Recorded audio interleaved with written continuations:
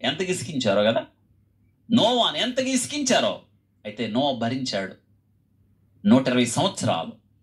అతడు ఓడ కట్టవలసి వచ్చిన సహించాడు, ఓడను కట్టాడు, ఓడ నిర్మాతగా ఉన్నాడు, తన ఇంటికి రక్షణ కారణమయ్యాడు. దానియేలు కూడా ఆలోచించండి, బబులోను చెరకొచ్చిన ఆ సాంప్రదాయాలు, ఆ పద్ధతులు దానియేలును అంటలేదు, దానియేలును ముట్టలేదు.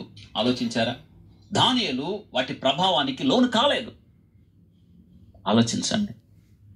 శాసనం విషయంలో దానియేలుతో స్నేహితులు ఉన్నారే, దానియేలు, షడ్రకు, మేషకు, అబేద్నెగోలు సైతం వారు చూడండి ఎంత బాగా బ్రతికారో. దేవుడు ఎందుకు చెప్తున్నాడు ఈ ముగ్గురిని? వారి నుంచి పాఠాలు నేర్చుకోమనే కదా. ఈ ముగ్గురు ప్రస్తావన ఎందుకు తీసుకొస్తున్నాడు అంటే, విశ్వాస జీవితంలో 3 శత్రువులు మనకున్నారు. అవును, 3 శత్రువు. లోకం మన శత్రువు, నీ శరీరం నీ శత్రువు, అపవాది శత్రువు. భూమి మీద నరుల కాలం యుద్ధకాలం కాదా అంటున్నాడు. యుద్ధం చేస్తూనే ఉండాలి. ఏ దినమైతే యుద్ధం ఆపుతావో నువ్వు విజేతగా నిలబడలేవు. ఆలోచించండి. యోబు కూడా 5వ అధ్యాయం, యాకోబు పత్రిక 5వ అధ్యాయం 10-11 వచ్చిన యోబు సహనమును మీరు ఎరుగుదురు కదా. యోబు సహనమును మీరు ఎరుగుదురు. అతడు ఎంతో జాలి కనికరం కలిగిన వాడు. All endured for the Lord. దేవుని కొరకు వారు సహించారు. అంత మాత్రమే కదా, all humble themselves to God's will.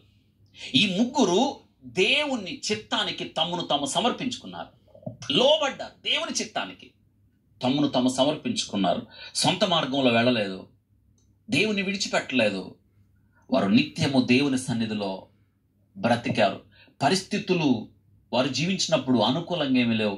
ప్రతికూల పరిస్థితుల్లో కూడా వారు భక్తిని కాపాడుకున్నారు, విశ్వాసాన్ని కాపాడుకున్నారు, దేవునికి లోబడి బ్రతికారు.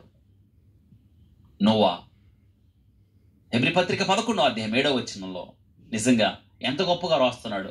విశ్వాస వీరులు పట్టిలో దానియేలు గ్రంథం 9వ అధ్యాయం మొదటి 9 వచనాల్లో దేవుని ఎదుట ఎలా తగ్గించుకున్నారు చూడండి. వాడు 70 సంవత్సరాల చరవాసం అయిపోయిన తర్వాత దానియేలు క్యాలెండర్ చూసి, దేవుడు వాగ్దానం నెరవేరునట్లుగా, ప్రభువా ఈ ప్రజల్ని తిరిగి పంపించు, వారు వెళ్ళి ఆలయం కట్టాలి. తను తగ్గించుకున్నాడు. యోబు 42వ అధ్యాయం మొదటి 6వ వచనంలో తగ్గించుకుని స్నేహితుల కొరకు ప్రార్థన చేసినప్పుడు నిజంగా ఆలోచించండి. ఈ ముగ్గురు దేవుని ఎదుట తమను తాము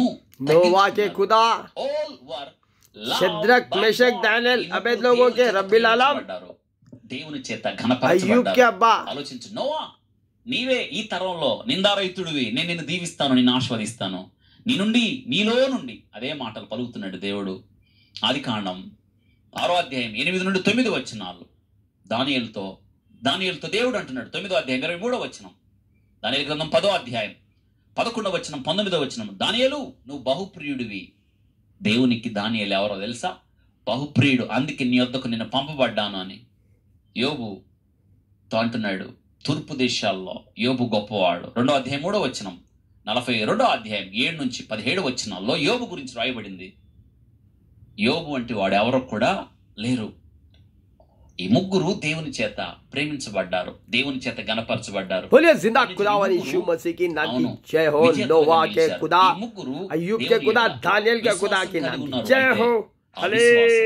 దేవుని ప్రజల్లో